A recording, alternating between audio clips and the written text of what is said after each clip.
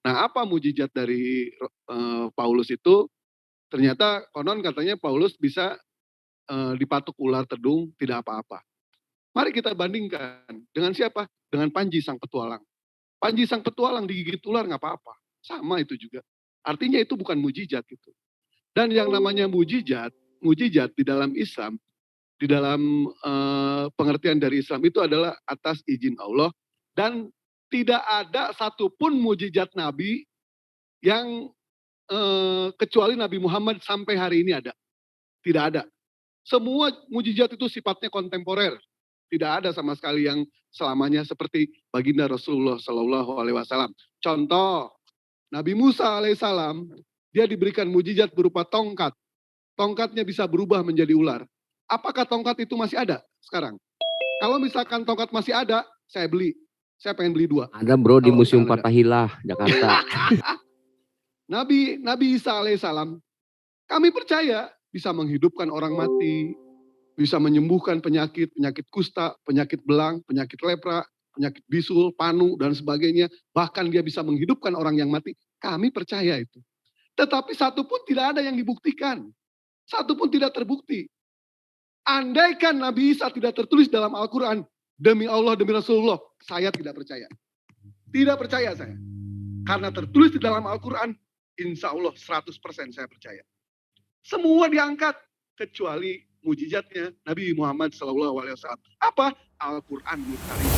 Nah, biasanya salah satu cabang ilmunya untuk menubuatkan, memperkirakan sosok besar yang akan lahir. Nah, itu tidak memang disebutkan secara langsung ya. Tetapi gematria itu setiap huruf itu punya angka. Nah, jadi ketika di situ mimbadi ismuhu Ahmad, kalau secara ilmu gematria sebagaimana nubuatan-nubuatan yang ada, maka dilihat dari kejadian-kejadian besar. Kejadian-kejadian besar itu angkanya itu angka berapa, nanti angka itu akan dibacakan. Misalkan ada kejadian besar angkanya, misalkan contoh ya, ini di Islam pun ada dalam dasar bahasa Arab karena sama-sama bahasa Semitik. Contoh misalkan Imam Syafi'i lahir di tahun Alim.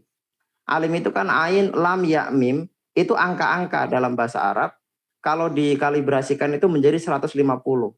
Ya, jadi 150 dalam bahasa Arab itu kalau ditulis dengan angka Arab yang menggunakan huruf sebagaimana Ibrani juga, itu menjadi alim. Alim itu artinya 150. Memang beliau lahir di tahun 150 dan beliau memang orang yang alim, orang yang berpengetahuan. Jadi kalau Anda mau mencari di dalam kitab-kitab terdahulu nama Ahmad nggak ada. Tapi kalau dirumuskan secara gematria ada itu. Bahkan ini pernah terjadi oleh, mungkin kamu ada ini. Kalau kamu tahu kitab Yahudi itu namanya Igeret Harambam. Igeret Haramban itu adalah bantahan Rabbi Moshe ben Maimun dari Spanyol kepada Yehudim Taimoni, Yahudi Yaman. Bantahannya adalah apa? Orang-orang Yahudi di Yaman di bawah pimpinan Rabi mereka masuk Islam. Alasannya apa? Karena kejadian-kejadian besar yang terjadi sama Nabi Muhammad ketika digematriakan itu membentuk nama Alif Ha Mim Dal. Nah, Rambam dalam Igretnya dia hanya membantah begini. Ya memang betul kalau dikalibrasikan secara kabalah itu adalah Ahmad, tetapi Ahmad itu harusnya bukan orang Arab, tapi harusnya orang Israel. Dia hanya membantah seperti itu. Jadi kalau saya sebagai orang yang mempelajari keyahudian, ini sebenarnya ilmu gematria ini. Kan memang saya pernah mendengar kiai mengatakan Al-Quran itu ilmunya tuh ada beberapa tingkatan. Ada tingkatan rendah, sedang, dan tinggi. Kalau ilmu yang tingkatannya rendah, maka membuktikannya dengan ilmu-ilmu yang rendah. Tapi kalau yang tinggi harus pakai ilmu tingkat tinggi. Nah, kabalah itu ilmu tingkat tinggi dalam Yahudi. Jadi saya melihat ini sebenarnya kabalah di situ. Jadi kalau dicari secara literal nggak ada Ahmad. Tapi kalau secara kabalah ada itu. Saya pernah baca namanya Igeret Harambah. Terima kasih. Ya, makasih Bang Indra Mose. Dari Bang Ranti Perak silakan. Ya, itu saja yang ingin saya tanyakan dulu ya. Mungkin ada teman-teman lain yang ingin bertanya. Memang jawaban yang saya terima juga tidak memuaskan ya. Karena kan yang dikatakan situ memang di dalam kitab suci, bukan soal kabalah-kabalah, bukan ya. Cuman ya begitu, saya tidak bisa membantah kalau memang hanya itu jawaban yang saya dapatkan. walaupun sebenarnya saya sangat-sangat tidak puas dengan jawaban yang diberikannya. Iya. Tapi tetap untuk ini nggak ada salahnya kita sama-sama menerima ya apa yang disampaikan oleh sahabat saya Pak Mose untuk dijadikan rujukan keilmuan Kang ya. Saya harapkan Anda pun mau belajar tentang itu. Ya, sedikit untuk menjadikan pembelajaran. Mungkin dari yang lainnya Kang Alif atau siapa? Silakan Abah, di sini ada Abah. Silakan Mbak, bagaimana Nabi Muhammad adanya kepada kita kok tanpa nubuatan, gitulah kurang lebih bahasa dari teman Kristenan. Silakan Abah. Atau yang lainnya silakan. Kang Indra Mose kalau mau menjelaskan lebih ini silakan Kang Indra Mose. Ya, masih ada waktu 2 menit lagi untuk menyelesaikan ini. Yang dari Narsum Muslim barangkali masih ada ini Bang Alif bisa jawab ini. Silakan Kang Alif. Silakan. Bang Alif, kemana ini Bang Alif ini? Aduh. Sedikit mungkin Kang, ini sedikit saja dari saya. Ini hanya logika saya yang saya bisa. Gini Kang Lantai Perak. Ketika Nabi Muhammad datang hari membawa kebenaran atau yang kami klaim kebenaran Islam gitu kan, beliau mengklaim datang langsung dari Allah, kan gitu ya. Tentunya yang kita lihat adalah apa yang dibawanya gitu. Kalau saya melihat apa yang dibawa Nabi Muhammad itu tidak beda, tidak keluar dari apa yang dibawa oleh nabi-nabi sebelumnya. Silakan dicek, kan gitu ya. Jadi ketika Nabi tadi datang kepada dunia hari ini, tentunya harus sejalan seiring dengan apa yang dibawa oleh nabi-nabi sebelumnya. Dan Allah Subhanahu Wa Taala mengklaim dirinya lah yang datang kepada Ibrahim, kepada Musa, gitu kan, kepada Taurat atau terhadap Taurat. Dan dalamnya ternyata Nabi Muhammad sejalan seiring dalam aplikasinya melaksanakan ajaran Taurat dan bahkan ajaran Injil, ya kan, ilmu kasihnya, ilmu lemah lembutnya Rasulullah Nabi Muhammad menerapkan itu kan gitu kan. Yang pasti yang saya tekankan di sini adalah Nabi Muhammad telah mampu melaksanakan hukum Tuhan, bukan hukum dia. Kan gitu ya. Apa yang dibawa adalah hukum Tuhan yang sejalan seiring sesuai dengan Quran dan juga ajaran Taurat. Ada Mas, maaf ini kan, Mas ini dikendalikan. Boleh saya tambah? Ya silakan Pak Dani, silakan.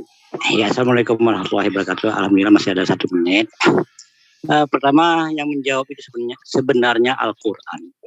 Di dalam ayat Al-Quran mengatakan wala talbisul haqqa wa taktumul haqqa wa antum ta'lamun. Allah katakan di dalam Al-Quran tadi, mereka itu selalu menukar-nukar ayat-ayat Allah, mencampur-adukan ayat-ayat Allah, dan yang hak, yang benar itu mereka sembunyikan. Inilah yang Allah jawab kepada umat Islam. Wala talbisul haqq. Oke, itu jawaban. Kemudian ditambah lagi oleh Allah dalam Al-Quran. Mereka selalu mengubah-ubah keterangan-keterangan informasi dari Allah dengan tangan mereka sendiri. Mereka ubah-ubah itu semua. Inilah yang Allah sampaikan terhadap pertanyaan Anda. Terima kasih.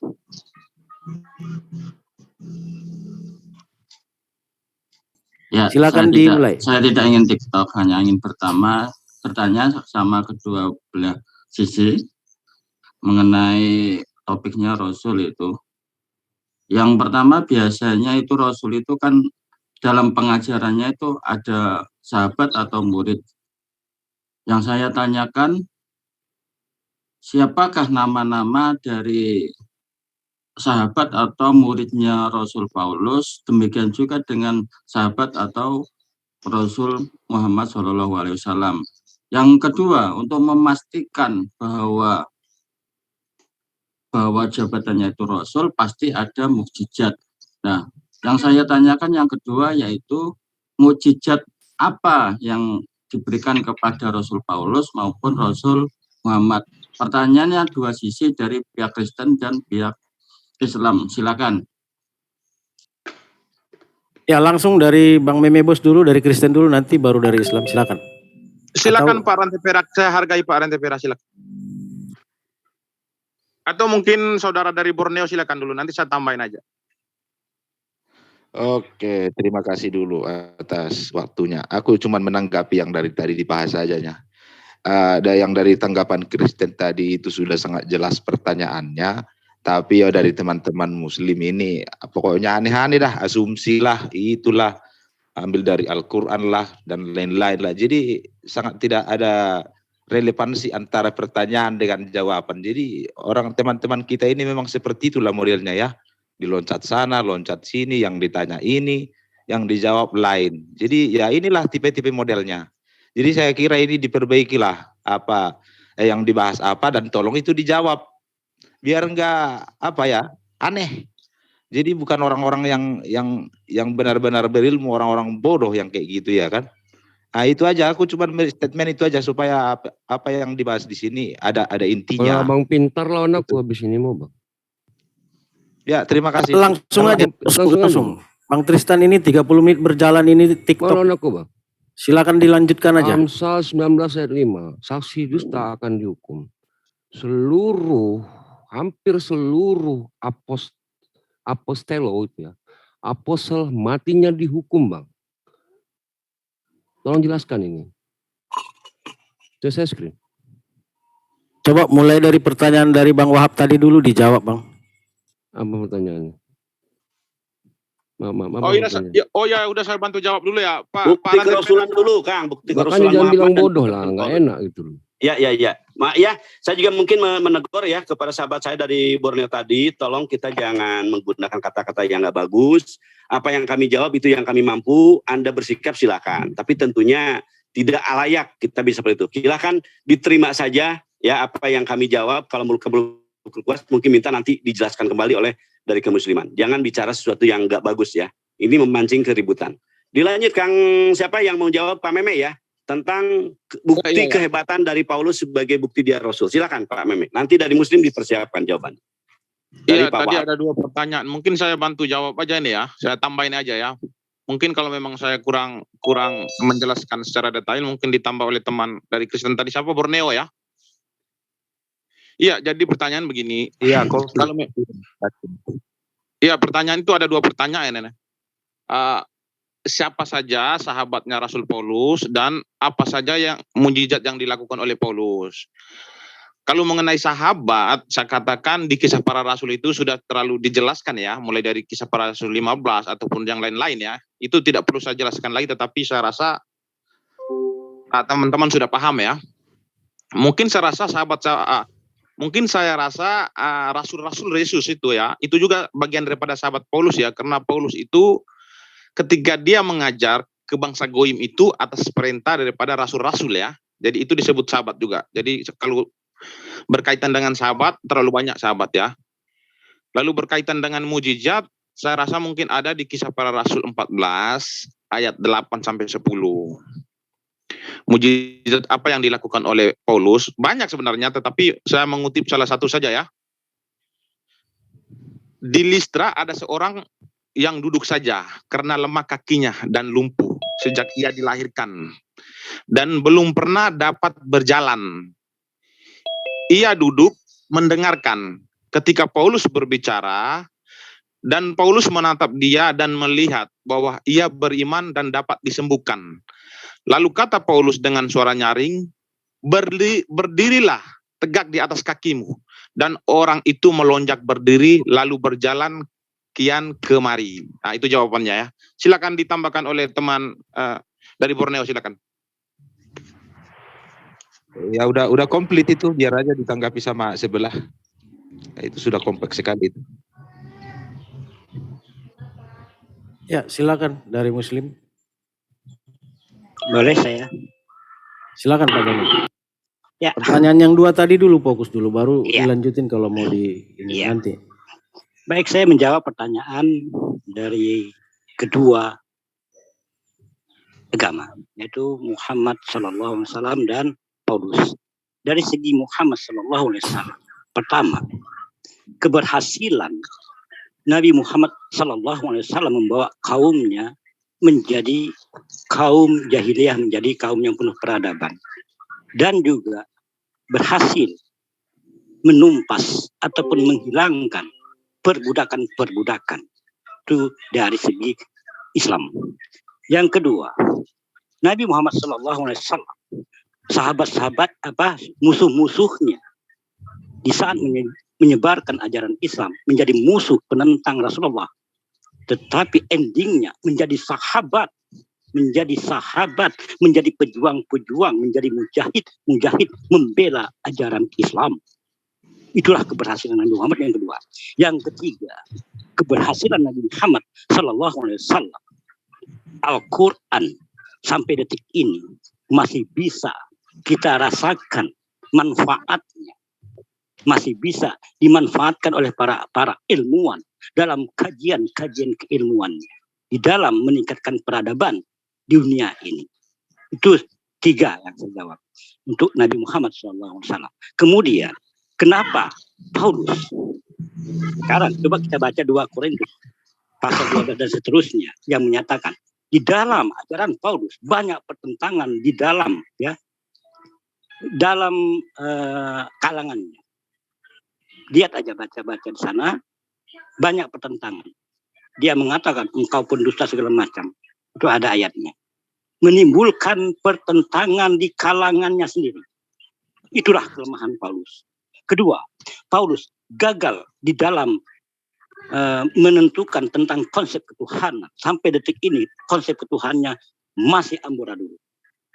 Oke, itulah kelemahan-kelemahan daripada Paulus. Sampai detik ini tentang konsep ketuhanannya terabaikan amburadul. Yang ketiga, sahabat-sahabat daripada Paulus ataupun Yesus, mereka mati atau mereka menjadi korban itu karena keterpaksaan, bukan kerelaan hatinya mengorbankan dirinya. Mereka semua terpaksa oleh kekuasaan. Mereka mati disalib karena kekuasaan yang mengintimidasinya, bukan kerelaannya. Beda dengan Rasulullah. Rasulullah di saat dia di saat kalah di perang Uhud, ada yang menombaknya. Justru sahabat yang membelanya, yang menghadangkan tubuhnya supaya Rasulullah tidak tertombak. Itulah perbedaan sangat jauh. Terima kasih. Ya, terima kasih. Dari Kristen gimana jawabannya? Mau ditambahin? Bang Memirus? Aku tanggapi sedikit. Oke, silakan. Iya, untuk menanggapi pendapat Bapak tadi ya, yang katanya Rasul Paulus itu bla bla bla macam-macam lah itu ya, yang tidak apalah, yang tidak inilah, yaitu kan menurut versi Bapak. Sampai sekarang ini sudah 2000 tahun umat Kristen ada 10 miliar di dunia ini masih memakai atau mengakui ajaran Rasul Paulus dan pendahulu-pendahulunya, Petrus dan murid-murid yang lain. Jadi tidak relevan Anda mengatakan itu tidak masuk akal. Sampai detik ini kami 10 miliar di dunia ini umat Kristen masih memakai ajaran Paulus, Petrus dan lain-lain. Karena orang itu memang satu iman, satu Tuhan. Itu jadi nggak masuk akal. Kalau masalah dibilang masalah penderitaan, ya memang antara gelap dan terang itu tidak bisa bertemu. Dunia ini adalah kegelapan, itu ya. Sedangkan yang roh dari Tuhan itu atau murid-murid Yesus itu yang teraniaya itu dari terang. Jadi teraniaya di bumi ini, tapi kelak di dunia akhirat itu sudah dijanjikan bahwa mereka akan di surga. Saya kira itu pendapat saya. Saya boleh tambahkan sedikit ya? Ya, langsung. Ya, jadi apa yang dikatakan Pak Dani tadi, mungkin nanti ditambahin oleh Pak siapa tadi? Saudara Kristen yang satu tadi, Pak siapa lupa saya. Pak Wahab yang nanya. Rantai Pak Rantai Perak ya, Bang Rantai Perak. Nanti ditambah oleh Pak Rantai Perak ya. Jadi begini, apa yang dikatakan Pak Dani, bahwasan apa yang diajarkan oleh Paulus ini konsep ketuhannya itu amburadul. Sebenarnya begini, konsep ketuhanan itu tidak diajarkan oleh Paulus. Pak Dani tidak membaca literasi daripada Alkitab sendiri ya. Paulus itu hanya dijadikan sebagai alat untuk memberitakan nama Yesus ke seluruh dunia. Bukan Paulus itu menentukan konsep ketuhanan. Maka saya katakan Pak Dani ini sangat keliru sekali. Paulus tidak pernah menentukan konsep ketuhanan dalam Kristen.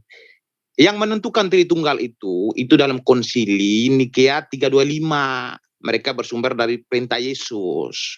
Jadi Pak Dani kalau mengatakan bahwasan Paulus menentukan konsep ketuhanan Kristen lalu amburadul Tuhannya, sumbernya dari mana? Bapak mendapatkan bahwasan Paulus itu menentukan konsep ketuhanan Kristen. Paulus hanya memberitakan nama Yesus itu disebut dengan anak Allah. Paham ya Pak ya? Itu yang pertama. Yang kedua, kerasulan Paulus itu saya katakan dia itu sah.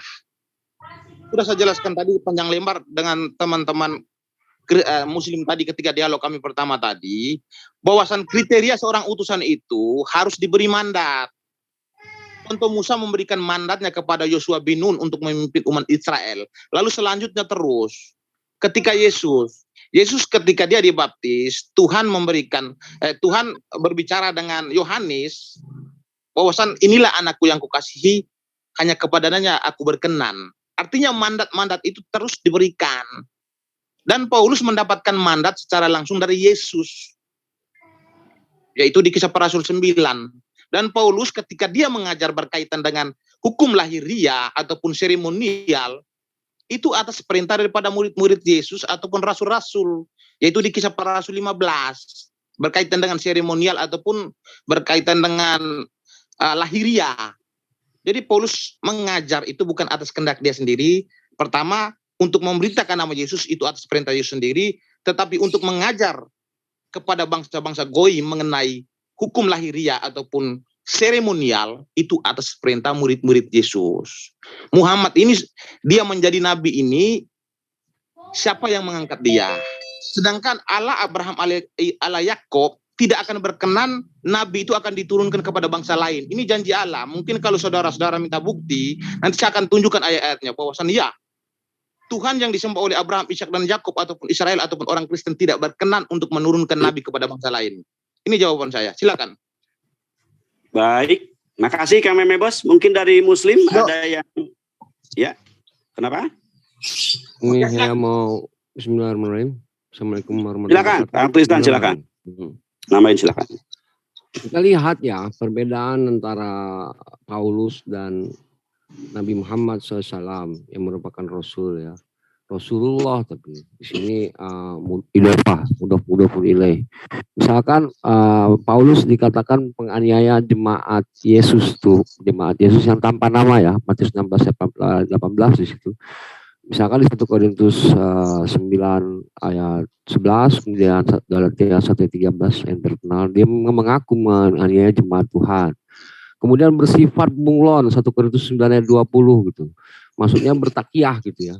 Di dalam Islam sendiri Nabi Muhammad SAW tidak pernah bertakiyah gitu, dan tidak pernah ragu-ragu. Bertakiyah maksudnya ini pernah ditawarkan Quraisy untuk meninggalkan dakwah dan Islam dengan harta, tahta dan wanita. Beliau SAW menjawab, apabila matahari di tangan kananku, bulan di tangan kiriku, aku tidak akan meninggalkan ini. Beda dengan Paulus di sini ya. Terus ya dipilih, dia mengaku dipilih oleh Tuhan sejak janin di Galatia 1:15. Ini beda dengan Nabi Muhammad SAW, dan ini tulisannya sendiri gitu. Saya juga bisa mengaku dengan menulis sendiri ya. Saya tulis sendiri. Saya adalah utusan Tuhan gitu. Bisa saja gitu. Ini terlalu menurut saya bagi orang-orang yang berakal ada keanehan gitu. Ada seorang yang mengaku terpilih sejak janin, sementara dia tidak pernah ada di dalam kelompok murid-muridnya Yesus sendiri. Boleh dibaca di Matius 10 situ ya. Di situ ada 12 muridnya Yesus. Paulus nggak termasuk di sini. Dia mungkin ring 3 nih Paulus ini, atau ring 2, ring 3, atau ring 4, saya nggak tahu ya. Gitu ya. Dan mengaku dipilih sejak janin, padahal dia mengenai jemaat Tuhan. Ini beda dengan Nabi Muhammad SAW. Dia itu diutus oleh Allah Subhanahu Wa Taala, mendapatkan wahyu itu melalui malaikat Jibril dengan ayat. Dengan ayat ya di Al-A'raf 158. Qul ya Yuhannas inni Rasulullah ilaikum. Katakanlah, wahai Muhammad, kepada semua manusia, aku adalah utusan Allah kepada kalian semua. Mana yang lebih valid gitu ya? Jelas lebih valid adalah Al-Quran, karena dengan membawa bukti-bukti ayat-ayat kauniyah penciptaan di sana, ketika Nabi Muhammad SAW amanah gitu, memberitakan Al-Quran dengan bukti-bukti penciptaan manusia dan tujuan manusia diciptakan. Ini tidak ada di kitab lain. Kemudian kawan sekerja Tuhan, dia mengaku tuh kawan sekerja Tuhan di 1 Korintus 2:9 dapat menghidupkan orang mati tanpa berdoa. Beda dengan Yesus ya. Yesus ini dia menghidupkan Lazarus itu berdoa sambil menangis gitu. Ini tulisannya sendiri loh. Kalau Nabi Muhammad SAW bermujizat ketika menghidupkan seorang anak yang wafat gitu. Ini disaksikan sahabat, kemudian ini menjadi hadis ya. Ada hadisnya, bersanad, bersilsilah gitu. Beda dengan Paulus ini, dia mengaku sendiri bisa menghidupkan orang mati. Ini tulisan dia sendiri loh nih. Menyembuhkan orang sakit tanpa berdoa. Di Kisah Para Rasul 14, 8-10. Sapu tangannya bisa menyembuhkan orang sakit. Sapu tangannya saja. Mengalahkan Yesus. Yesus itu mengusap, orang baru sembuh. Misalkan di Matius 17 ayat 1-20 ya. Bagaimana Yesus mengusir roh jahat gitu loh. Nah, ini nyanyiannya bisa menimbulkan gempa bumi. Wah, luar biasa. Luar biasa, bisa gempa bumi nyanyiannya gitu. Padahal suara Tuhan terdengar dari surga di Matius 3 ayat 17 itu tidak ada gempa sama sekali. Ini bagaimana suara Paulus ini bagaimana suara Bapa di surga bisa kalah dengan suara Paulus? Kalau saya rangkum lagi nih maka akan banyak ya. Ini sama Yesus aja, ini Paulus ini mengaku dirinya superior gitu loh. Bahkan di Kisah Para Rasul 14, 8-10 dia orang-orang di situ mengatakan ketika dia mengaku bermukjizat, mereka berkata ini dewa turun dari langit. Ini beda. Ketika Yesus bermukjizat, murid-murid berkata, ketika dia bangun dari bangkit dari kuburnya, ya entah itu mati atau memang lagi mati suri ya, murid-murid berkata hantu. Luar biasa. Nah, kalau Nabi Muhammad SAW ketika bermukjizat, ini semuanya disaksikan oleh sahabat dan bukan tulisan Nabi Muhammad SAW sendiri. Al-Ankabut 48. Nah, akhir daripada finalnya ya untuk membuktikan kebenaran mana yang benar Nabi Muhammad SAW dan mana yang benar antara beliau dan Paulus ini adalah satu hal. Makkah. Jadi ada yang bilang bodoh tadi. Lihatlah Makkah itu hasil buah tangan karya Nabi Muhammad SAW selama 1450 tahun. 82 km persegi, satu pun tiada orang kafir di dalamnya. Dan ajarannya tidak pernah bengkok di dalamnya. Begitu imam dulu, begitu imam sekarang. Begitu mereka sholat di masjid dulu, begitu juga sekarang. Begitu mereka menutup aurat dulu, begitu juga sekarang. Begitu azan dikumandangkan mereka masuk langsung ke dalam masjid, begitu juga sekarang. Di mana ajaran Paulus yang lestari seperti ini? Kalian diajarkannya bunglon. Filipi 1 ayat 18. Dengan masuk dusta atau palsu Kristus diberitakan, aku bersuka cita katanya. Come on. Masa nggak bisa lihat bedanya?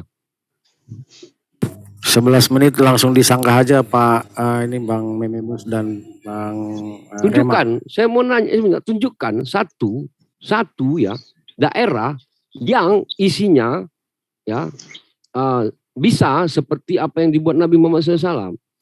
Ya ini seperti di Makkah itu. Berhasil membuat satu peradaban yang spiritualnya tinggi sehingga mereka mampu menghadapi kesulitan apapun di dunia ini. Apapun kesulitannya. Mereka sanggup. Beda dengan Paulus ini ya dan rasul-rasul yang lain, apostolos ya. Apostolos itu bukan mursal ya. Apostelo itu dari yang benar gitu. Sign gitu ya dalam bahasa aslinya. Kalau mursalun ini jelas orang yang diutus. Utusannya bernama rasul ya. Nah, Amsal 19:5 saksi dusta akan dihukum. Nah, saya mau screen Pak Moderator. Ini biar kita tuntaskan aja nih. Mungkin nanti Kang Tristan habis ini lagi satu biar aja, tinggal satu aja. Silakan. Ini adalah dari Katolitas ya. Ini di mana semua apostol ini rata-rata mati dihukum sesuai Amsal 19 ayat 5. Dihukum mati, ada yang disalib, Yohanes digoreng, Lukas, Matius diaduh. Silakan buka Amsal 19:5. Terima kasih. Dan tolong kasih bukti. Bahkan, mungkin disanggah dulu Kang Tristan biar yang sahabat kita di Kekristenan menyanggahnya apa yang antum narasikan. Silakan Pak Meme Bos. Ya silakan Pak Putra Borneo dengan Pak Satu Tadalante Perak silakan. Iya silakan. Pak Borneo silakan Pak Borneo.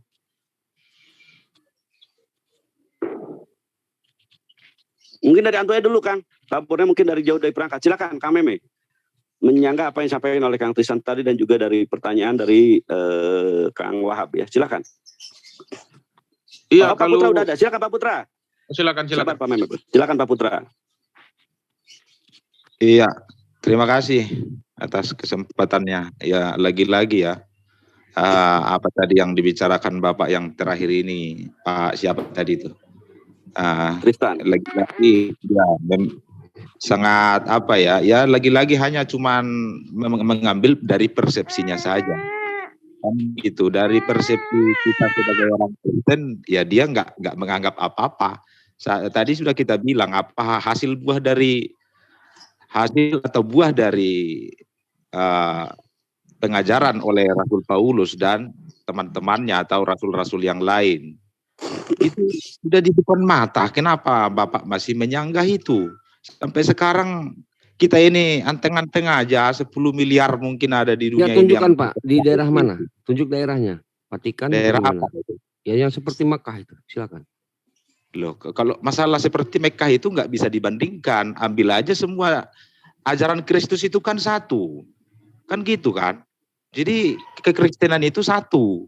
Yang mengakui Tuhan Yesus itu satu. Tidak ada yang mengakui Yesus itu dua. Ya jangan dibandingkan. Ya seluruh dunia lah yang mengakui atau menyebut nama Tuhan Yesus. Ya itulah hasil buah dari. Silakan TikTok aja nggak apa-apa. Waktunya biar ini.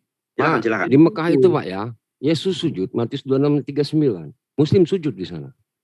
Yesus tutup pakaian arah sempurna. Di Mekah itu tutup arah sempurna. Yesus puasa di Matius 4. Di Mekah itu orang puasa semua.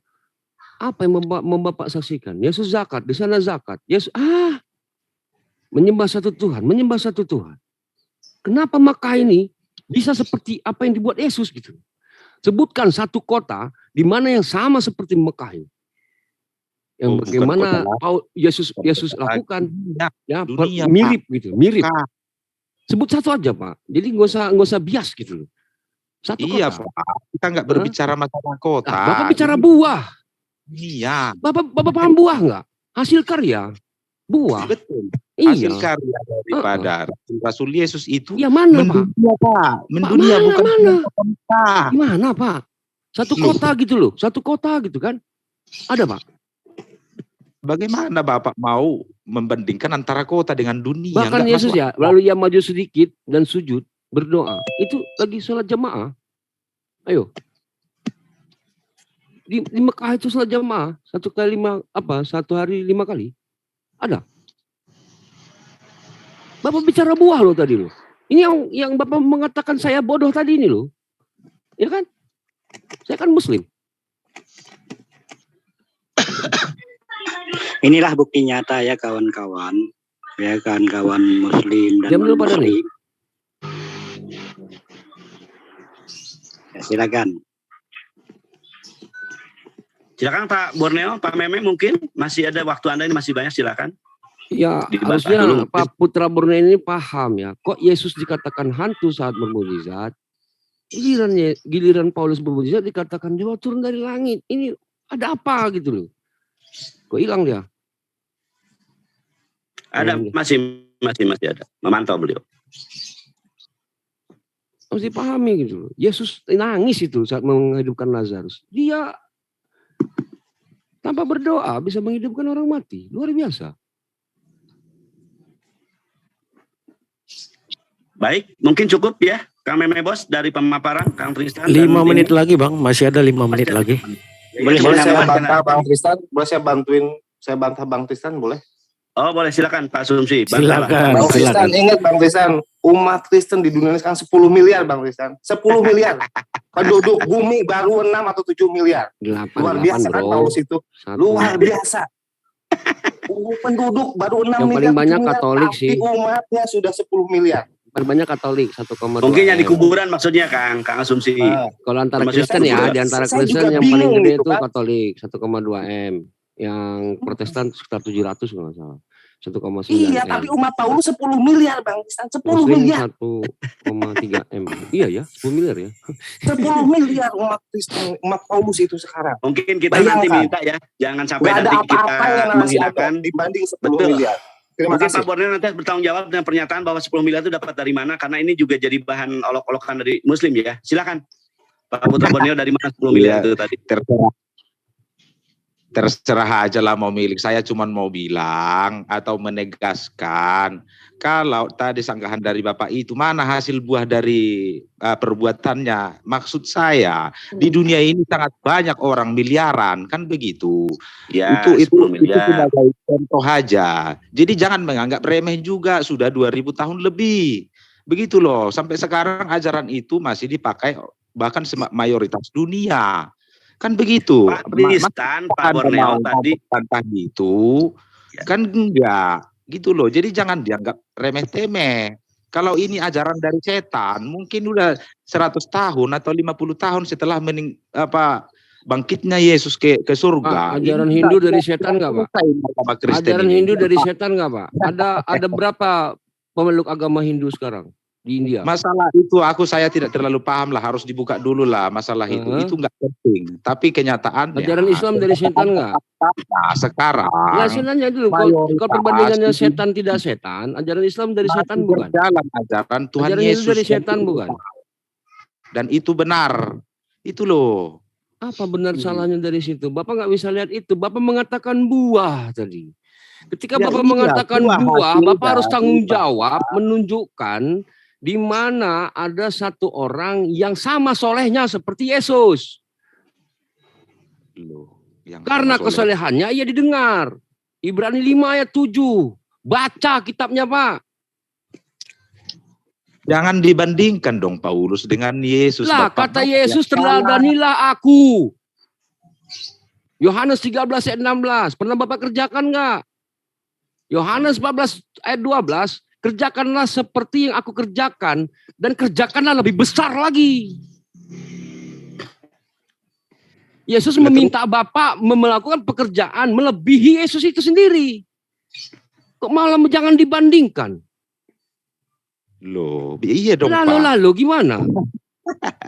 Lah itu kan menurut persepsi Anda. Pak minta buah. Tidak Pak, begitu. buahnya mana Pak? Satu aja. Satu. Lah buahnya sekarang. Ya Pak, yang mana? Di kota mana? Dari separuh di kota dunia mana? Percaya bahwa Yesus adalah Tuhan. Di kota mana? Ini hanya narasi-narasi jong aja. Buat apa? Ya, jong mana memang mana di kotanya? Saya nunjuk Makkah. Bapak di mana? Silakan. Ya, Anda ini berkata Mekah, yang saya bilang dunia. Perbandingannya apa Mekah itu dengan kita bicara buah, Pak, buah, Pak. Bapak bicara dunia, Pak. Dunia, nih, Pak, ada nih. beberapa negara kali Kang Instan ya. Iya, negara mana misalkan, yang menjadi sampel Bapak sebagai bentuk manifestasi lah mungkin dari apa yang diajarkan oleh Yesus. Silakan buah. Pak. Negara mana buah yang ada di dunia ini, Pak? Sekarang di dunia, Pak. Anda tidak boleh memisah-misahkan antara. Kok nggak boleh memisah-misahkan? Loh, yang memisahkan siapa Pak? Ini kan kita Pak. Bapak kalau jadi developer, pasti Bapak itu akan membuat satu rumah untuk sampel gitu. Bukan misahkan, bukan. Bukan itu penjelasan saya. Bapak tidak boleh. Saya hanya minta kota, Pak. Saya bukan minta penjelasan. Mana yang misalkan Pak ya, Paulus pernah ke Iconium, Paulus pernah ke Tesalonika. Paulus pernah ke Korintus. Kita dengar dulu Pak Borneo, Pak Tristan, sebentar. Ya. Pak Borneo silakan bicara dulu Pak Borneo. Nanti habis ini Pak Tristan bicara. Silakan Pak Borneo. Apa yang bisa Bapak tegaskan lagi? Jadi begini ya, Bapak-bapak, Anda itu tidak boleh memisahkan hasil penginjilan daripada nabi-nabi, rasul-rasul yang lain. Begitu loh. Jadi semua yang ada di sekarang yang mempercayai bahwa Yesus Kristus Tuhan itu adalah hasil karya-karya daripada murid-murid Yesus termasuk Paulus. Jadi Anda tidak boleh memisahkan itu. Negara mana yang diinjili Paulus seperti berarti yang menjadikan Yesus itu Tuhan adalah murid-muridnya Yesus seperti yang di Roma 10 ayat 9 itu ya. Gimana? Iya, berarti Yesus itu jadi Tuhan Paulus kan? Roma 10 ayat 9. Ya, sebentar Bang Tristan, kalau misalnya memang setelah ini kita lanjut antara Bang Tristan dengan Bang Rema, Bang Putra Borneo, ya. Ini ada yang resen Kang, mungkin kita. Ya, kita skip aja dulu Bang, karena ini panjang ini nanti antara Bang Romeo dengan Putra Borneo dengan Bang Tristan. Kita kasih waktu ini dulu, kita close dulu ini beberapa teman yang live ya. Minta tolong agar dikasih tanda checklist. Nah untuk sekarang tolong di off kan dulu live-nya. Kita akan mulai sesi baru. antara Bang Iya. Tristan dengan Bang Putra Borneo. Sebelum ke Materinya nanti pokok, bebas. mungkin nanti izinkan dulu yang resen Kang ya. Sebelum ke pokok nanti Kang Tristan sama Kang Borneo ada yang resen ini. Sedikit nanti. Iya, menguatkan. oke. Silakan itu dulu ditutup dulu dan dibuka lagi kepada Ya. sahabat-sahabat yang menarasiar. Silakan dibuka dan tutup dan dibuka lagi. Biar waktunya nggak terlalu panjang. Silakan. Cukup? Iya, Cukup ya? cukup. Sepertinya Iya, cukup, silakan. Bang. Silakan. Kita lanjut lagi. Silakan Kang. Dilanjut. Atur dulu waktunya bagaimana, mulai dari pembukaan sampai penutupan ini. Ini dua. aja yang resan dulu, mungkin ada tindak lanjut dari yang resan, kasihan. Ini takutnya bengkak. Iya. Oke, silakan. Nanti habis ini kita Silakan, fokus Bang. ya. Kang standby aja, Kang Tristan sama Kang Borneo standby. Ini ada Kang Huanur, saya nggak kenal, kayaknya orang asing ini. Silakan Bapak Huanur. Semoga jangan macam-macam di sini ya. Silakan Pak Huanur. Ya, assalamualaikum warahmatullahi wabarakatuh. Waalaikumsalam. Bapak Dewa, silakan Bapak Dewa, silakan. Ya, makasih banyak atas kesempatannya. Di sini dalam kita diskusi agama, kita tidak bisa membicarakan yang namanya mayoritas ataupun minoritas. Karena standar agama itu bukan kebaikan, tetapi standar agama itu adalah kebenaran. Di Indonesia kita tahulah yang namanya mobil yang paling aman, yang paling bagus, yang paling indah, itu adalah jenis mobil build up. Contoh Lamborghini, Ferrari. Tetapi kenapa banyak orang yang menggunakan angkot? Nah ini kan kita tahu kan. Jadi bukan berdasarkan dari mayoritas ataupun minoritas. Bukan yang namanya kebenaran seperti itu. Terus mengenai soal mujizat para nabi, kita setuju ya. Yang namanya semua nabi itu diberikan yang namanya mujizat, kita setuju. Dan mujizat itu tidak bisa dilakukan oleh orang sembarangan. Artinya itu hanyalah orang yang diizinkan sama Allah Subhanahu wa taala. Nah, apa mujizat dari Paulus itu? Ternyata konon katanya Paulus bisa dipatuk ular tedung tidak apa-apa. Mari kita bandingkan dengan siapa? Dengan Panji sang petualang. Panji sang petualang digigit ular nggak apa-apa. Sama itu juga. Artinya itu bukan mujizat itu. Dan yang namanya mujizat di dalam Islam, di dalam pengertian dari Islam itu adalah atas izin Allah, dan tidak ada satupun mujizat Nabi yang kecuali Nabi Muhammad sampai hari ini ada. Tidak ada. Semua mujizat itu sifatnya kontemporer. Tidak ada sama sekali yang selamanya seperti baginda Rasulullah Shallallahu Alaihi Wasallam. Contoh, Nabi Musa alaihissalam, dia diberikan mujizat berupa tongkat. Tongkatnya bisa berubah menjadi ular. Apakah tongkat itu masih ada sekarang? Kalau misalkan tongkat masih ada, saya beli. Saya pengen beli 2. Ada bro di Museum Fathahilah, Jakarta. Nabi Isa alaihissalam, kami percaya bisa menghidupkan orang mati, bisa menyembuhkan penyakit kusta, penyakit belang, penyakit lepra, penyakit bisul, panu, dan sebagainya. Bahkan dia bisa menghidupkan orang yang mati. Kami percaya itu. Tetapi satu pun tidak ada yang dibuktikan. Satu pun tidak terbukti. Andaikan Nabi Isa tidak tertulis dalam Al-Quran, demi Allah, demi Rasulullah, saya tidak percaya. Tidak percaya saya. Karena tertulis di dalam Al-Quran, insya Allah 100% saya percaya. Semua diangkat, kecuali mujizatnya Nabi Muhammad SAW. Apa? Al-Quran Nur Karim. Ini adalah mujizat Nabi Muhammad terbesar sepanjang masa, tidak akan pernah diangkat sama Allah Subhanahu wa taala. 1439 tahun yang lalu sudah berlalu. Sampai hari ini tantangan Allah berlaku. Andaikan Al-Quran bukan datang dari sisi Allah, buatkan ayat semisal Al-Quran. Kalau kamu tidak sanggup sendiri, bawa yang lain. Bawa penolong-penolong yang lain. Dari mulai profesor, dukun beranak, buaya darat, buaya laut, genderuwo, kuntilanak, malaikat, lelaki hidung belang seperti budak Angon, lelaki mata keranjang seperti Tristan. Bawa semua, maju. Tidak ada satupun yang sanggup itu. Apakah ada orang yang mencoba? Sudah. Terbawa itu sih Pak. Tenang. Banyak yang mencoba. Lanjut. Oh, saya tidak emosi. Saya tegas Pak di sini. Mohon maaf ya, saya tegas. Karena kenapa? Rasulullah SAW ketika khutbah Jumat sampai matanya itu merah. Keringatnya itu bercucuran. Saking tegasnya, saking semangatnya. Itu Pak. Ya, saya tidak ini, tapi saya tegas. Bedakan antara tegas sama ya. Nah sekarang mujizat Yesus bisa nggak yang dilihat sekarang? Tidak ada Pak, satu juga. Yang lumpuh bisa berjalan, sudah meninggal. Iya, Paulus, Bang Paulus, Kang. Ya. Paulus. Bandingkan dengan Paulus, bukan dengan Yesus. Paulus Ya, dengan Rasulullah. Tidak ada, apalagi mujizatnya Paulus. Tidak ada. Tetapi mujizatnya Nabi Muhammad, Al-Quran Karim sudah jelas. Berapa banyak orang yang tunduk karena Al-Quran. Boleh sekarang mayoritas Kristen, tetapi bukan Kristen Protestan. Yang perlu Anda tahu, itu Katolik. Tapi berapa banyak orang yang berbondong-bondong sekarang masuk ke Muslim. Ternyata Roh Kudusnya tidak bisa menjaga jemaatnya. Berapa banyak bersahadat? Siapa orang yang hebat bersahadat? Contoh, Sri Paus Yohanes II. Bersahadat takluk sama Al-Quran itu. Kenapa? Karena dia menyadari kebenaran akan Al-Quranul Karim.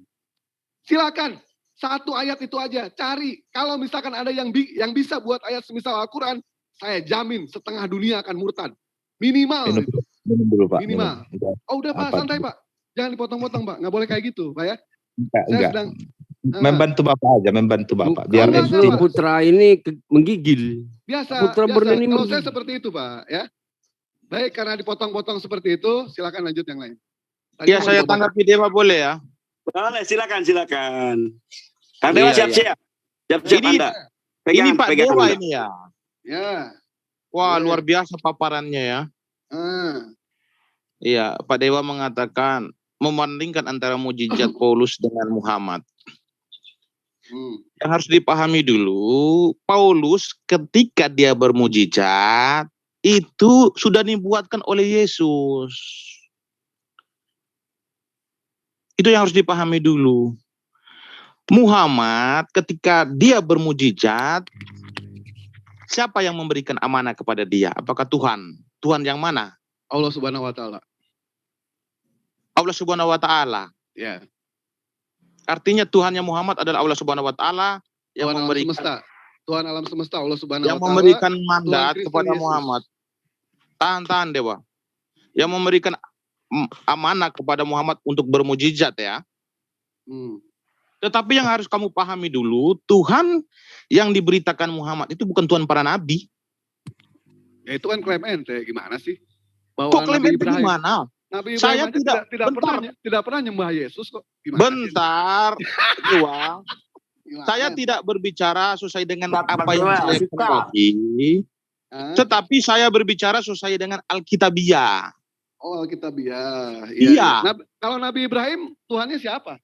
Jadi contohnya begini, Nabi Ibrahim, Alkitab Tuhannya itu, siapa? sebentar, jangan dipotong. Alkitab ketika tongkat kepemimpinan itu semua berasal dari Tuhan. Contoh Musa bermujizat atas perintah siapa? Tuhan. Lalu dilanjutkan oleh nabi-nabi yang lain. Mereka bermujizat siapa yang perintah? Tuhan. Paulus atas perintah siapa? Yesus. Jadi tongkat estafet ini berlanjut. Muhammad bermujizat atas perintah siapa? Allah Subhanahu wa Ta'ala. Tuhan yang mana? Tuhan yang mana? Tuhan yang para nabi tidak mungkin mau menyatakan keagungan kepada bangsa lain. Karena Tuhannya para nabi sudah berjanji kepada Abraham bahwasan dia tidak akan menyatakan keagungan kepada bangsa lain. Artinya tidak mau menyatakan kemahakuasaan kepada bangsa lain. Kamu mau minta bukti?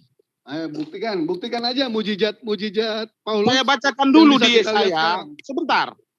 Kita bacakan mengenai soal mujizat Paulus yang bisa dilihat sekarang yang mana? Lanjut aja Bang, kepanasan mereka nggak paham. Santai. Dewa jangan kerasukan Dewa. Tadi kan ente motong gua. Dewa kerasukan kalau gua motong. Jalan biasa aja. Ya. Pak Putra Borneo, kamu kalau gua orang lagi ngomong, ente diem. Iya. Ya, biasakan adab. Lanjut Dewa. aja nih, lanjut. Kita selesaikan dulu Dewa, supaya kan sebentar lagi kan sesi berikut ini kan Pak Borneo dengan Bang Tristan. Nah saya tanggapi dulu ini, kamu jangan potong. Sanggup nggak dia itu, Putra Borneo? Silakan. Jadi Tuhannya para nabi itu sudah menjelaskan mulai dari Abraham sampai ke Ishak sampai pun Yesaya, dia menyatakan bahwasan tidak akan mau menyatakan keagungan kepada bangsa lain. Rasis ya?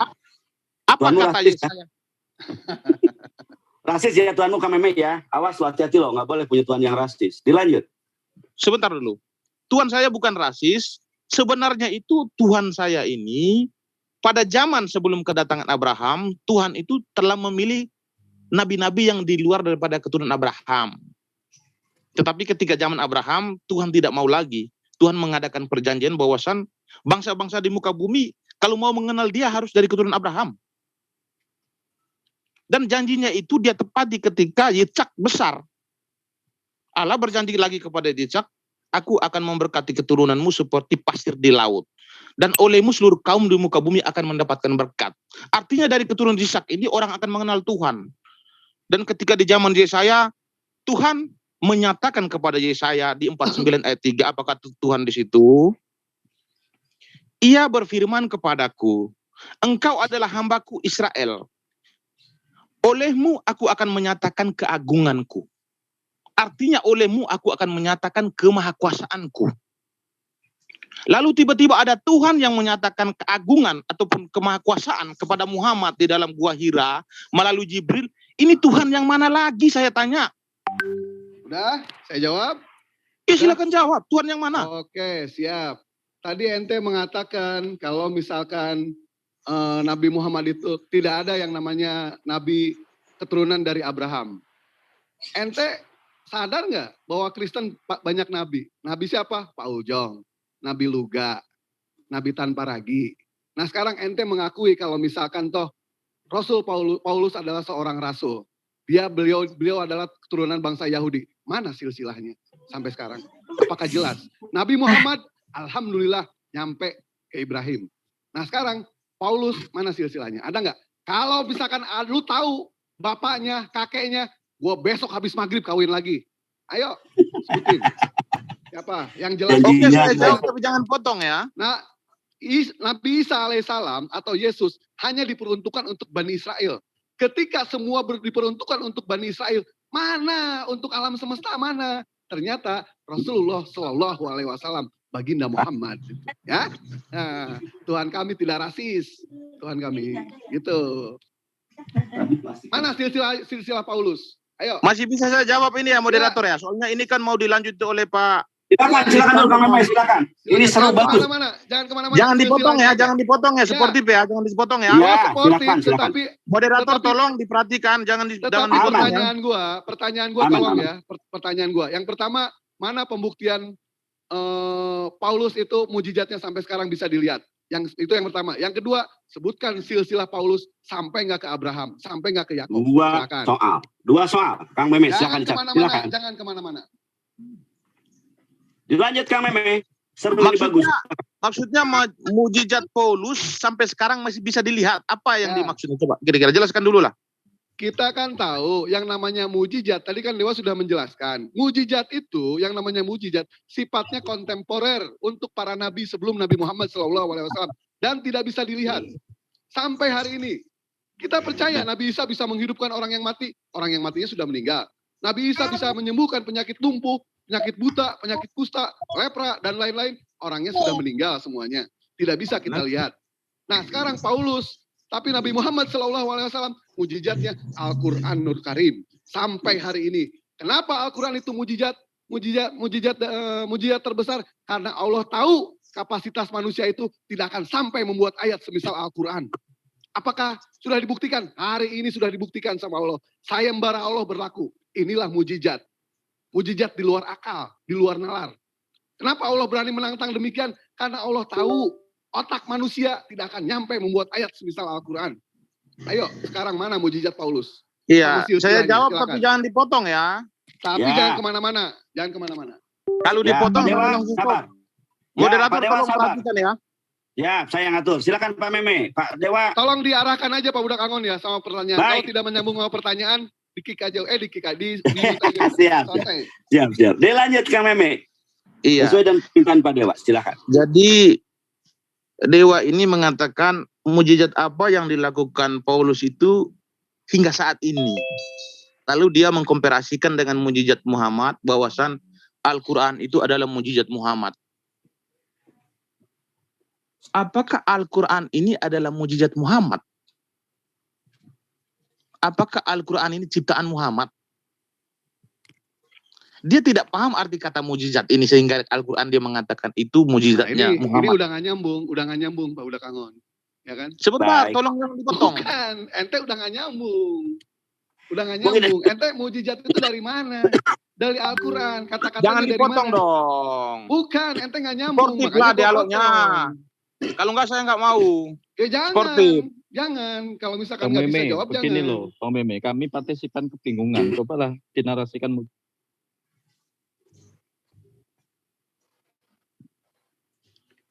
Kalau tidak sportif lagi ya sudah, bagusan diselesaikan aja biar dilanjutkan oleh Pak Tristan dan Pak Borneo aja. Enggak, kalau emang Pak Meme punya jawaban tentang mukjizat Pak Paulus, mungkin disampaikan tanpa mengusik dulu kepada Al-Quran. Karena Quran kami mengklaim itu adalah mukjizat dari Rasulullah.